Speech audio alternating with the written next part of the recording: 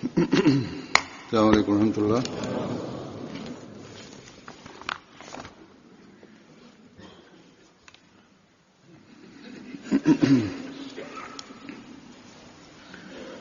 أشهد أن لا إله إلا الله وحده لا شريك له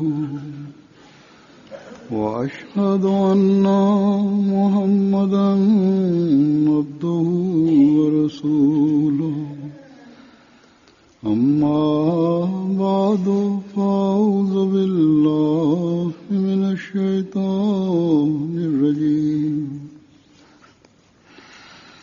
بسم الله الرحمن الرحيم الحمد لله رب العالمين الرحمن الرحيم مالك يوم الدين إياك نعبد وإياك نستعين اهدنا الصراط المستقيم صراط الذين أنعمت عليهم غير المغضوب عليهم ولا الضالين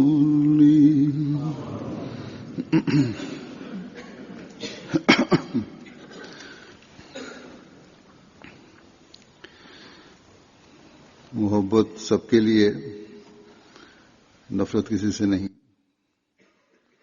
हम खास तौर पर We especially present the slogan or motto of love for all, hatred for none before non-Ahmadis and others.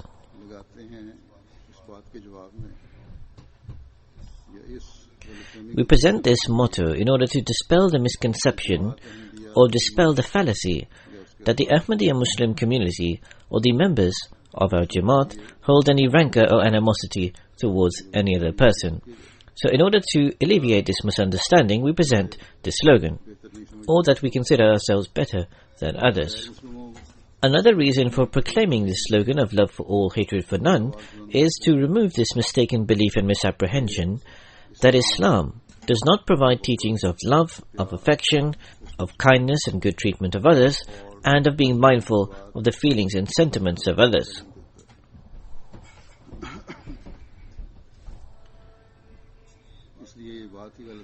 So the notion is completely erroneous that Islam is a religion of cruelty, barbarism and severity. Another reason for proclaiming this slogan and motto is to signify that we break the walls of hatred and enmity and instead choose to live in mutual love and affection. This is our desire.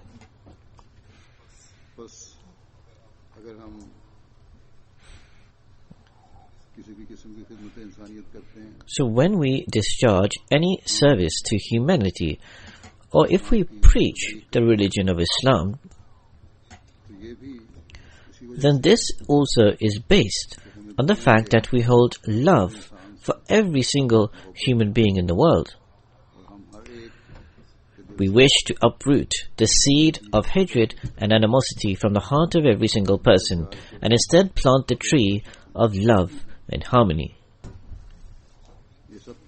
So why is all of this the case? It is purely for the reason that our master and guide, the Holy Prophet Muhammad, may the peace and blessings of Allah be upon him, taught us this.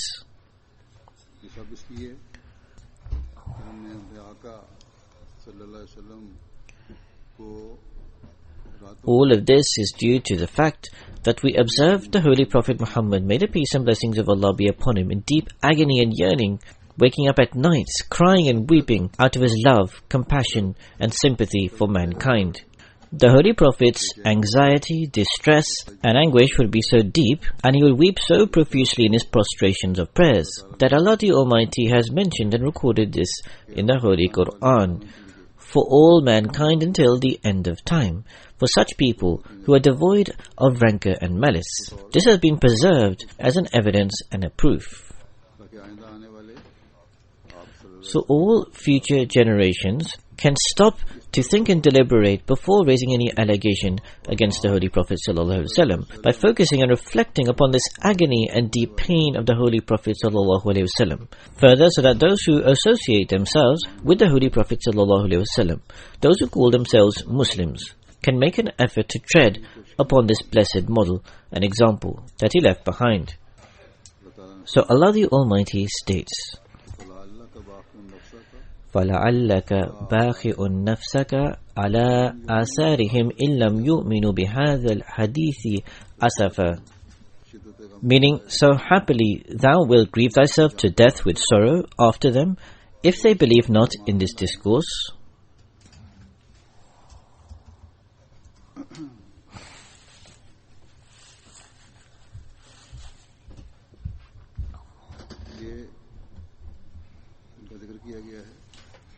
So these people who have been mentioned, what was it that they did not believe in?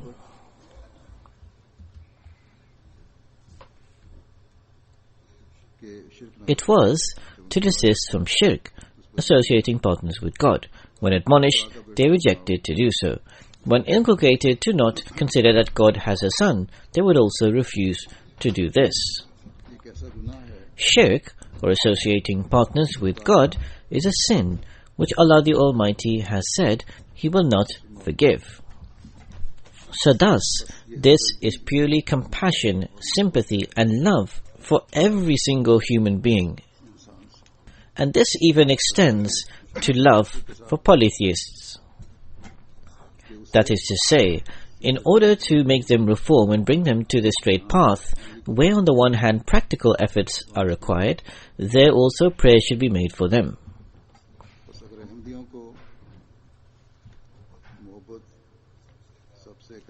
So if Ahmadis desire to ascertain the correct perception and insight into the motto of love for all, hatred for none, then we would have to learn the methods taught by our master and guide, the benefactor of mankind, the Holy Prophet Muhammad, may the peace and blessings of Allah be upon him.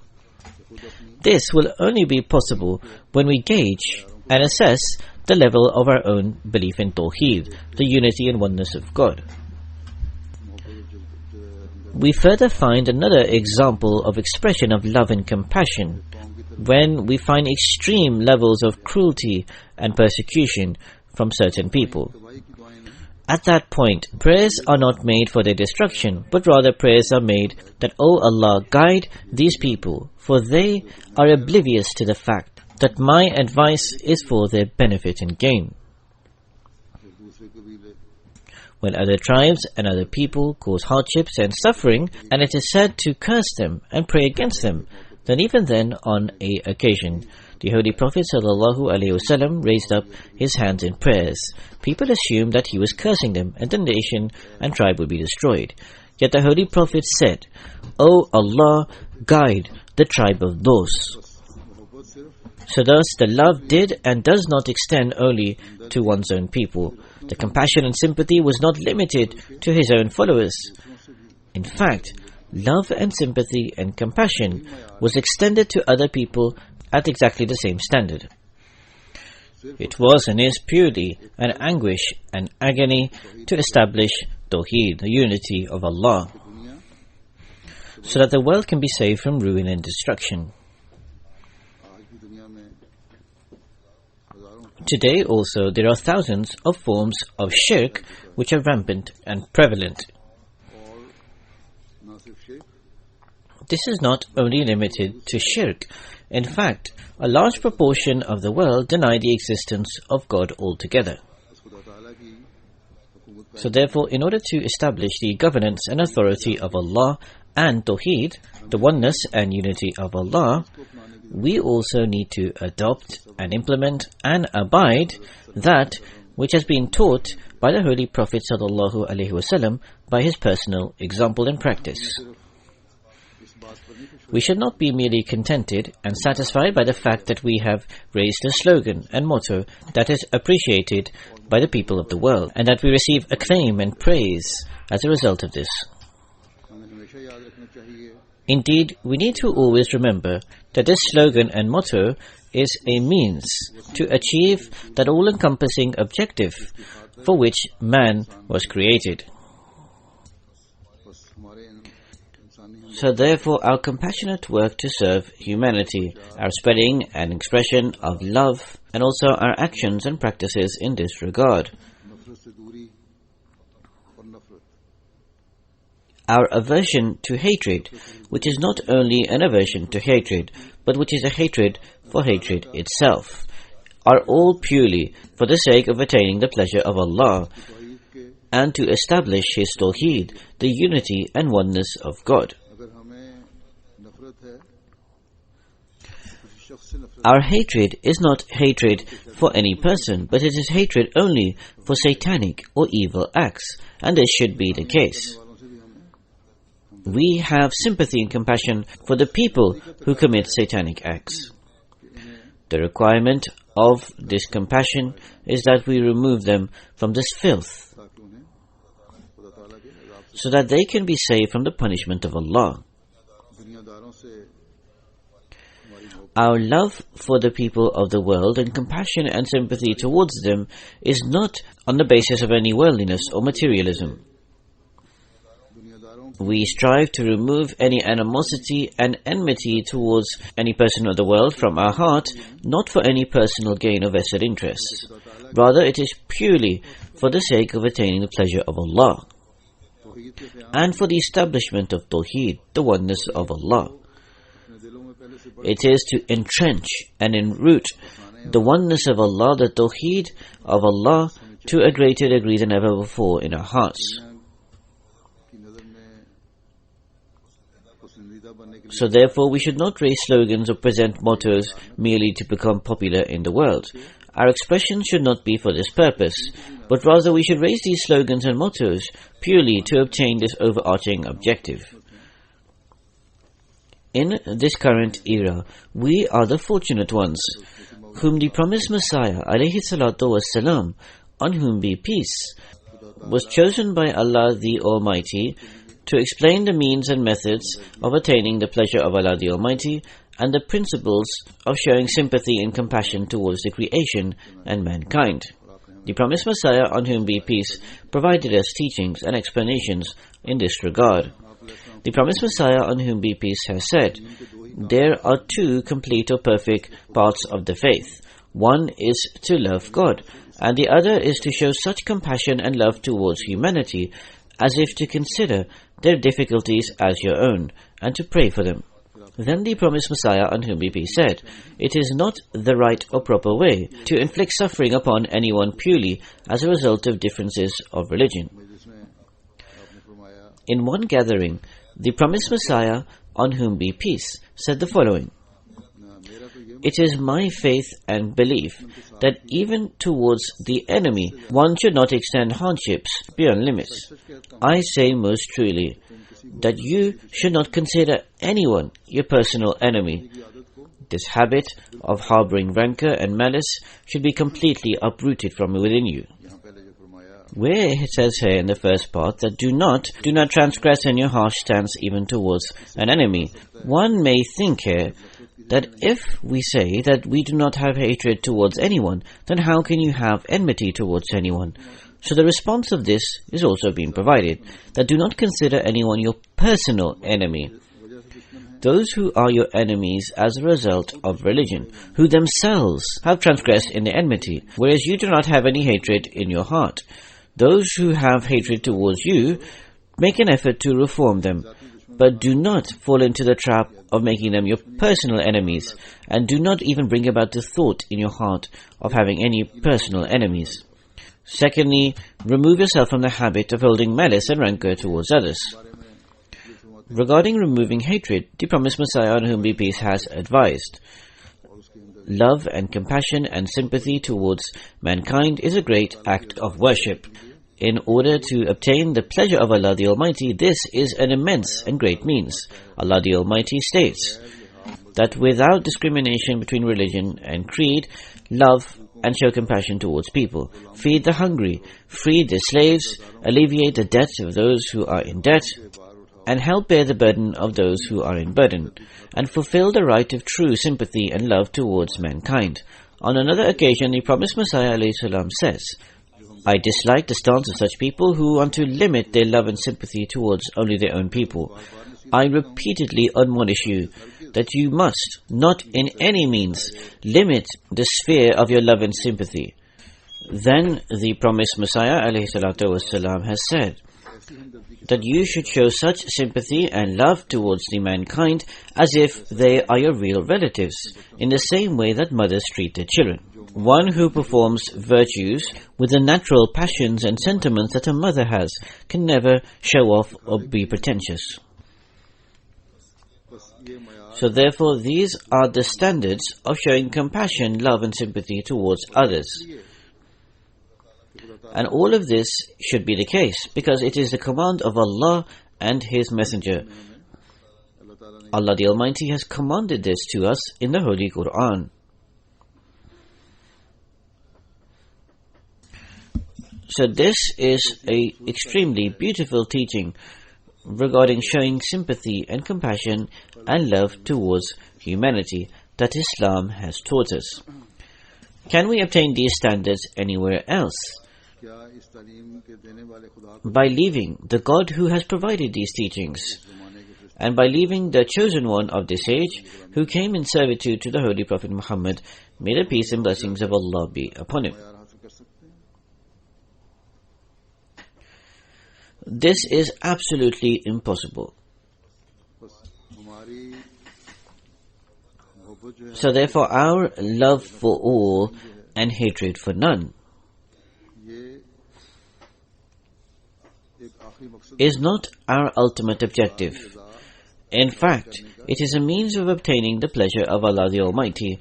We should always keep this in view, and we need to make efforts exactly for this.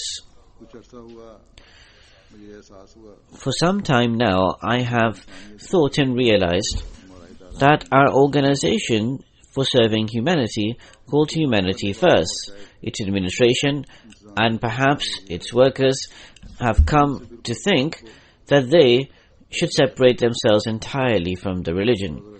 And they were thinking that if they separate themselves from the religion, then perhaps they will be appreciated more in the world. So I admonish the central administration of Humanity First here that your significance and importance lies purely in the fact that you are attached to the religion and that you use the name of the Jamaat somewhere or the other. If somewhere or the other you have to mention the name of the Jamaat, there is no harm in that. What should be kept in mind is that you must serve humanity to please Allah the Almighty. It is the command of Allah that fulfill the rights of people, and that is why you must serve mankind. In order to please Allah the Almighty, one needs to strengthen his relationship with Allah the Almighty, and it is necessary to also protect and safeguard your worship. Without these things, there is no point of serving humanity. It would be worthless. So they have come to understand this. However, I would like to say to the Humanity First branches in other countries of the world, I want to say to their workers and to the administration, who are virtually all Ahmadis with the exception of perhaps a handful. And I want to say that blessings will only be infused in your work and your endeavors when you strengthen your relationship with Allah the Almighty. And blessings will only come into your work and in your tasks when you become those who obtain the blessings of Allah the Almighty and make an effort to do so.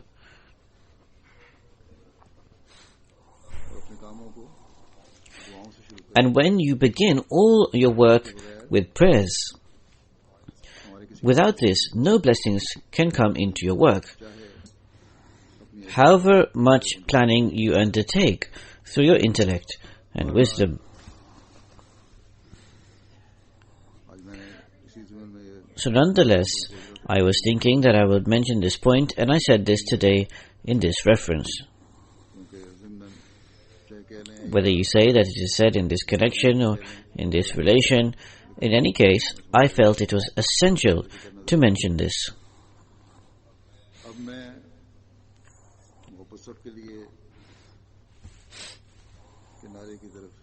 Now, I will come towards the issue of the motto, love for all, hatred for none.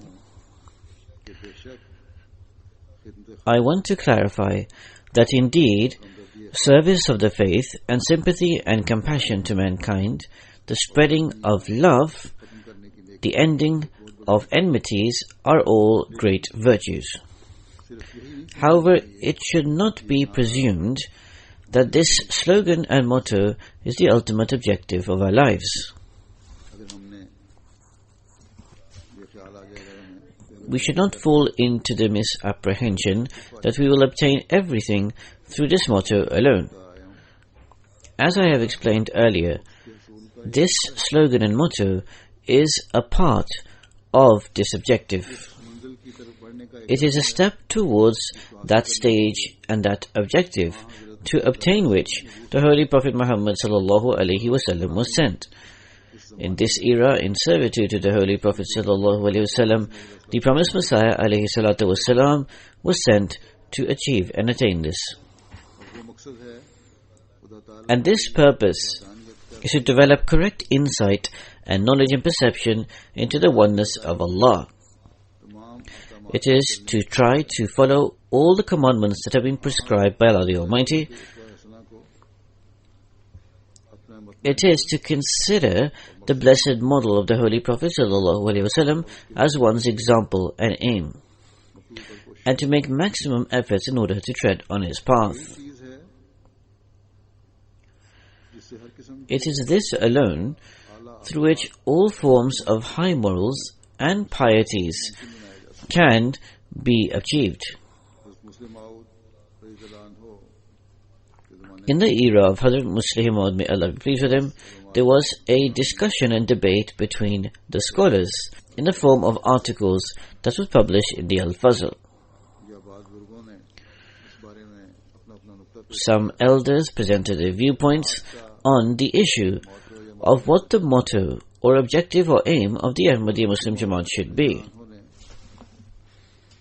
Upon this, the motto or slogan that Hazrat Muslih Maud gave, or what he drew attention towards, is such through which the religion is strengthened, through which one's faith is enhanced, one is able to discharge the rights due to Allah and also the rights due to mankind. Amongst two of the scholars, one says that we believe the motto should be Fastabiqul Khairat, vying with one another with good works. The other said that the motto or slogan should be that I will give precedence to my faith over all worldly matters. Hazrat Muslih Maud responded, indeed, there should be some motto or slogan. For all the organizations that are found in the world, when they are established, they adopt some slogan or motto or the other.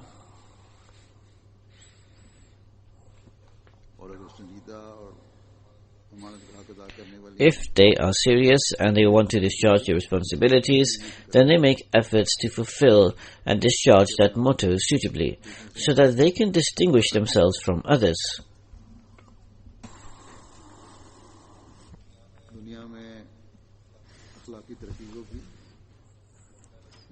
Moral progress is also made into a motto and slogan.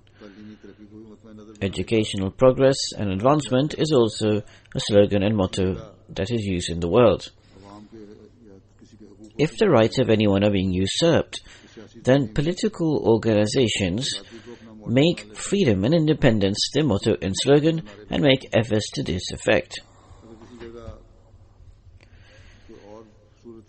In any other circumstance in the world, mottos and slogans are made in accordance with that. So nonetheless, the basic purpose of any motto or slogan is to try and establish that in the world, and to always keep that within the community at all times, to maintain it before the world and also before oneself. There are thousands of forms of virtue in the world. If we were to select just one virtue, then it is evident it would be good, and it is an objective, an aim to work towards. However, this does not mean that all the other forms of virtue are no longer needed or become redundant. Indeed, normally, in accordance with the requirement and ease, we select one of the virtues and make it into a motto or slogan. Nonetheless, any good motto which anyone assigns for himself would be a form of virtue. Hazrat Musleh Maud explained that there are some mottos which are very similar and intertwined. For example, take Obey Allah the Almighty, and also the motto that increase your virtues. Now these are codependent. For without obedience to Allah the Almighty, no one will be able to perform a virtue. And he who is not virtuous cannot be one who is obedient to God. Similarly, take the motto that I will give precedence to my faith over worldly matters, and also the motto that I will try to vie with one another with good works. They are similar and coexist. So therefore all virtues are virtues, and we must make an effort to adopt every single one of them. However, when the question arises with regards to a motto, then one limits his attention towards that only, and some people completely limit their virtues to only the motto, or consider that their ultimate objective and everything. This is true amongst our youth and also some other people. The religious condition is dire, but to show to the world, they greatly focus on the slogan and motto, love for all, hatred for none. This is fine. To promote the teachings of Islam is a virtuous thing, and in this sense this motto is excellent. However, this is not our only aim and objective. As I said, we have all-encompassing objectives. Similarly, if you want to show sympathy and love towards mankind, then just that alone is nothing. If you are forgetting God in your hearts, then that also would be worthless.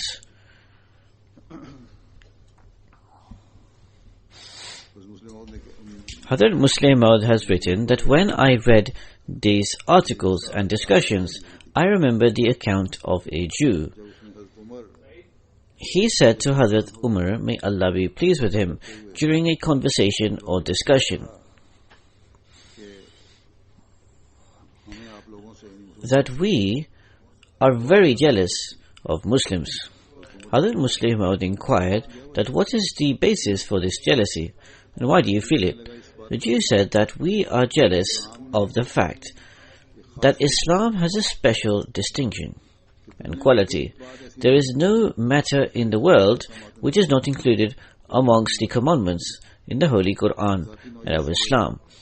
From personal affairs to international matters, all injunctions and commands, all problems and difficulties and their remedies and solutions are entailed in the Holy Quran and in Islam. This is something which causes jealousy from us.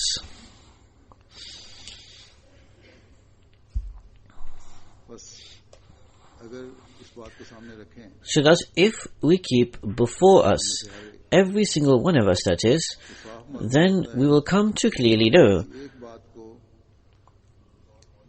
that to select just one aspect of Islam as a motto is incorrect. So perhaps Fastabiqul Khairat is an excellent motto, and that I will give precedence to my faith over worldly matters is also something excellent. The Holy Quran has also drawn attention towards this, as is in the verse, بَلْ تُؤْثِرُونَ الْحَيَاةَ الدُّنْيَا وَالْآخِرَةُ خَيْرٌ وَأَبْقَى. That foolish people give precedence to the world over the faith, whereas the hereafter, that is the result of this world, is much more superior, greater and everlasting. We often recite this verse in the Jummah. In addition, there are so many commandments found in the Holy Quran. So there is no teaching of the Holy Quran which cannot be made into a motto or aim or objective.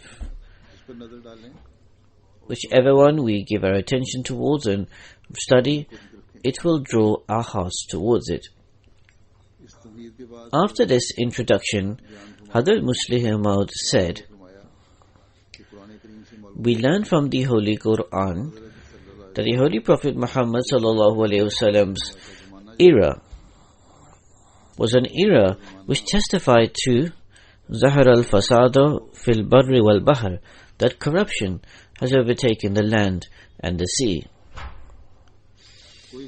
There was no vice or evil that was not found in that time.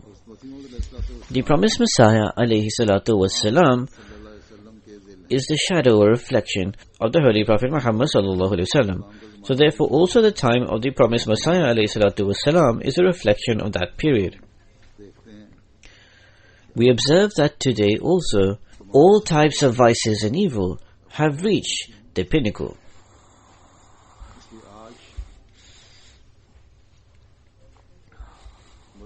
So thus today there is a need for religion. There is also a need of all forms of morals. Every characteristic and quality and progress in the world is also required. Where faith has vanquished from the hearts of people, their good morals and etiquettes have also. True worldly progress has also vanished. For just now, what people call progress and advancement is actually a projection of selfish, egotistical desires. Whether that relates to personal level or international level. What people call progress today is actually an obtaining of one's vested interests. That cannot be called true progress of the world, because only one section of the world is benefiting from that. Another section of the world are being made into slaves, whether they are political slaves or economical or societal slaves. In some way or the other, one section of the world are becoming slaves, and for them this is not progress. Those who are realizing progress, they also have their vested interests. There is selfishness and egos, which they are calling progress. So as such, to say that such and such verse should be made a motto or slogan or an objective and others should be left behind is incorrect. In fact, every verse of the Holy Quran is our motto and is our aim and objective, and they should be. So thus, our motto is the whole and entire Holy Quran. But if we require to have an abbreviated motto, Hazrat Muslih Maud has explained that Allah the Almighty has already assigned that to the Holy Prophet Muhammad sallallahu alaihi wasallam, and that is La ilaha illallah Muhammadar Rasulullah. There is none worthy of worship except Allah, and Muhammad is His messenger. This is the summary of the entire Holy Quran, and in essence and in reality, all teachings, all high objectives are all related to Tawheed, the oneness of Allah. Similarly, mutual relations between mankind and the relationship between man and God are also included as part of Tawheed, the unity of Allah. Tawheed is something that without the help and support of the Holy Prophet, may the peace and blessings of Allah be upon him, cannot manifest. Thus, with La ilaha illallah, Muhammadar Rasulullah has also been assigned. That the search for the true being that is worthy of worship, or if you wish to see God, then you also have to see Him through the help of the Holy Prophet ﷺ. He is as if those glasses through which the true being can be seen. When the help of the Holy Prophet ﷺ is utilized, then from the beginning to the end of the Holy Quran, everywhere the subject matter of La ilaha illallah will become visible. So therefore it is the blessed person of the Holy Prophet Muhammad ﷺ through which his coming in the world, unity of Allah was established. Whereas prior to this, some people had made Hazrat Uzair, some people had made Jesus, peace be upon him, as the Son of God. Some of them had made angels as the gods. In such a time, the Holy Prophet Muhammad sallallahu alaihi wasallam removed all disorder, corruption and wrong.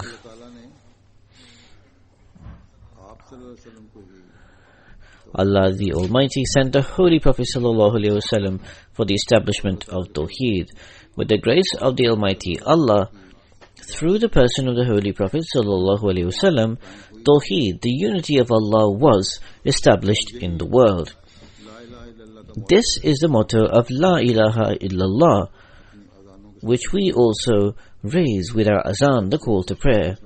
When someone is brought into Islam, he is also made to say La ilaha illallah Muhammadur Rasulullah. For true Islam is exactly the name of this. If anyone has any weakness in the faith and religion, it is purely and exactly for this reason, that he has forgotten La ilaha illallah.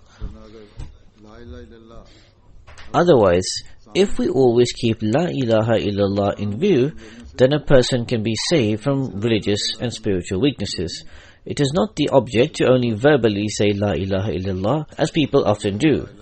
Even if they lie, they will still say La ilaha illallah. In fact, if you say La ilaha illallah, then it should be with the greatness, splendor, glory, fear, and with all the attributes of Allah in view. As has been explained and mentioned already, the essence of La ilaha illallah is only truly manifested and explained through the Holy Prophet sallallahu alaihi wasallam. So until a person does not become fully immersed and devoted to the Holy Prophet Muhammad sallallahu alaihi wasallam, he cannot fully comprehend Tawheed, the unity of Allah, or we cannot truly understand Tawheed completely or perfectly. And nor can he understand his perfect and complete manifestation. That is to say, the Holy Quran. Those who do not completely devote themselves and immerse themselves in the Holy Prophet ﷺ and do not understand Tawheed despite having intellect remain embroiled in shirk, associating partners with Allah. Leave aside non-Muslims. Even amongst the Muslims, there is a large proportion and majority who have made the peers, the ascetics, and certain so-called saints as their gods. It is alleged regarding Ahmadis that God forbid they slander and insult the Holy Prophet ﷺ and have excommunicated themselves from Islam.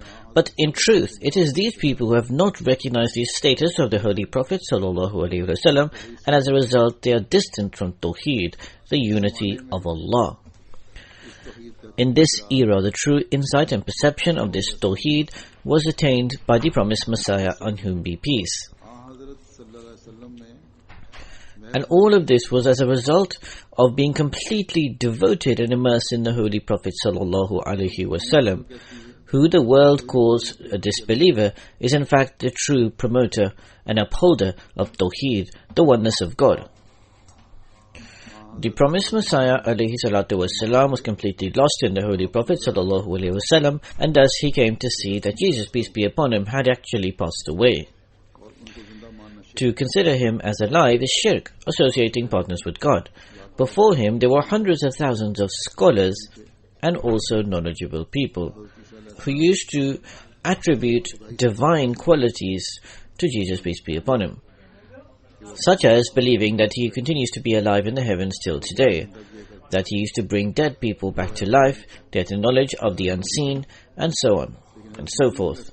However, as a result of the promised Messiah, peace be upon him, today we, in fact even every Ahmadi child, through all sorts of intellectual and arguments, cannot tolerate to remain on this belief and doctrine. In this same way, there are many other matters which the promised Messiah, on whom be peace, as a result of being totally devoted to the Holy Prophet ﷺ, acquired a spiritual light and explained to us, and removed us from shirk, associating partners with God. The promised Messiah ﷺ, on whom be peace, explained the manifestation and showed to them the reality of La ilaha illallah to the people of this time. And this actually is the essence of Islam. And every perfect, complete believer in the one God is necessary to hold this belief. All the rest are explanations, which for different people changes in different forms and circumstances. Just as the Holy Prophet ﷺ said to somebody that the great form of virtue is to serve your parents. To another person, he said the great form of virtue is jihad in the way of Allah. To another, he said the best form of virtue is the performance of tahajjud prayer. So, in order to remove the basic weaknesses in every person, he addressed each person and drew their attention accordingly. However, this never meant to not perform any of the other virtues. So it should be remembered and borne in mind that all the commandments and injunctions of the Holy Quran in their own right are extremely excellent and beneficial. However, La ilaha illallah encompasses all of them. So this is the true motto that we need to keep in view at all times. We need to reflect and deliberate upon the reality and essence of Tawheed and also its establishment. Tawheed does not only entail that a person does not worship idols,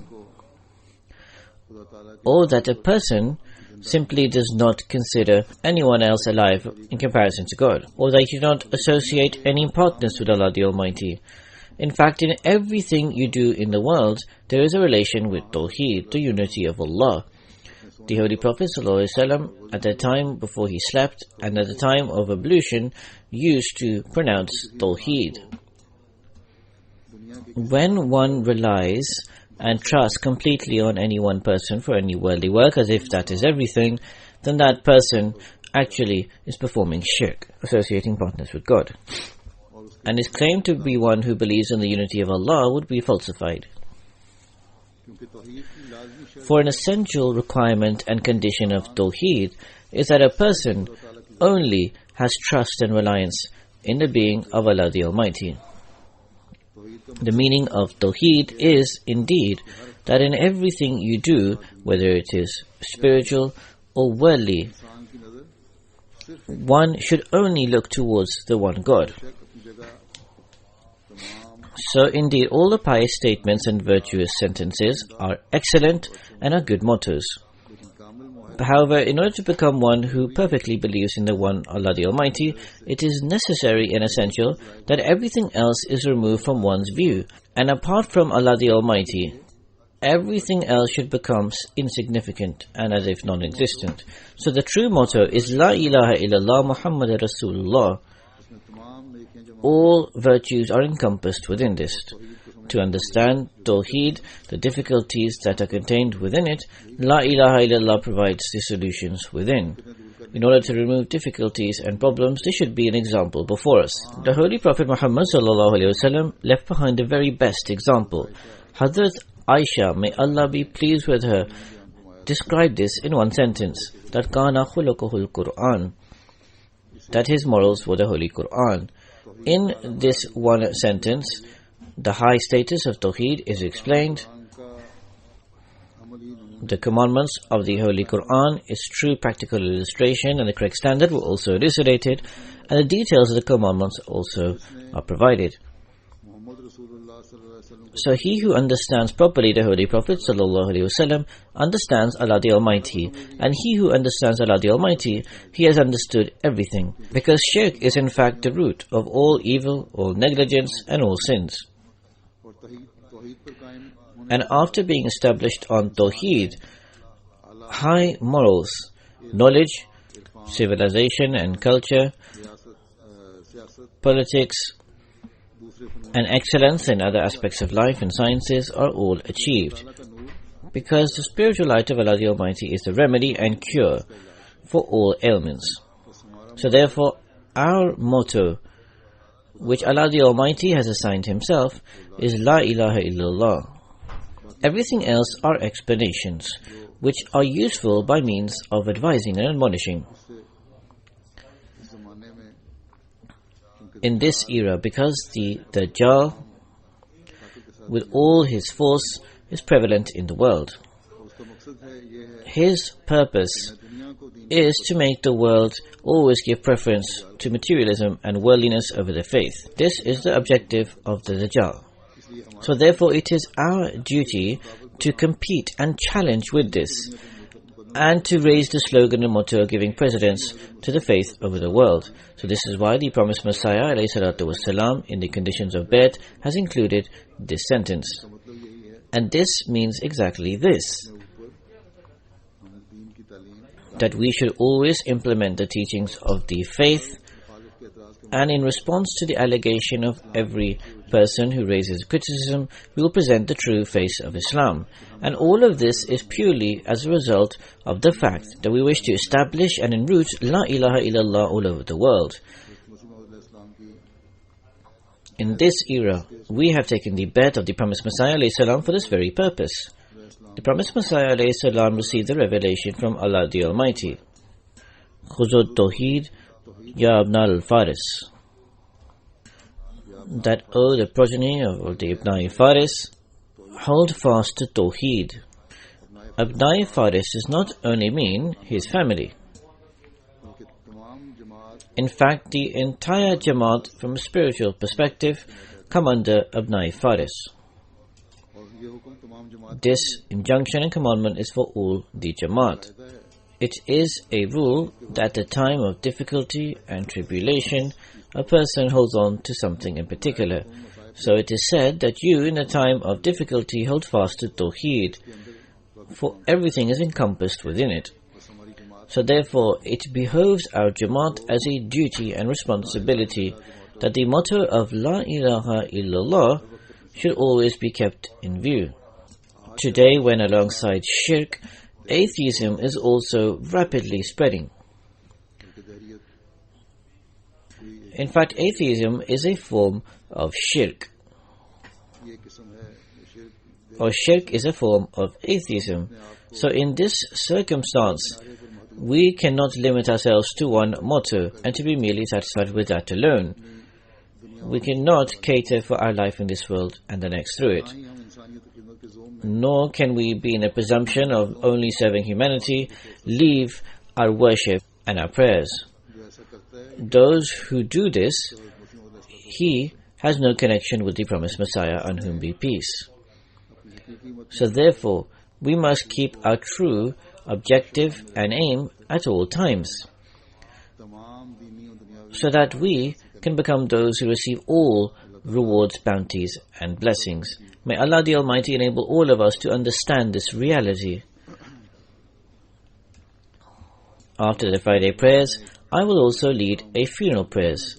Has the body come here? It is of Siddiq Akbar Rahman Sahib, Faizer Rahman Sahib, the late son he was. He lived in Waltham Forest, UK, and he passed away on 7th May as a result of cancer at the age of 40. Inna lillahi wa inna ilayhi raji'un. Surely to Allah we belong, and to Him we shall return. From a Jamaati perspective, he did not hold many offices, but as a Jamaat worker, he always remained extremely active. He had a very strong connection with Khilafat. He had great belief in prayers and the being of Allah. He had a very long ailment which he suffered from cancer, and with great patience, tolerance and endurance, he spent this time in this condition. May Allah the Almighty grant him forgiveness, and may Allah the Almighty grant him a place in the rewards of His paradise. May Allah the Almighty grant patience to his mother. He is survived by his wife and a child who is perhaps 1 or 1.5 years old. May Allah the Almighty also be their helper and protector.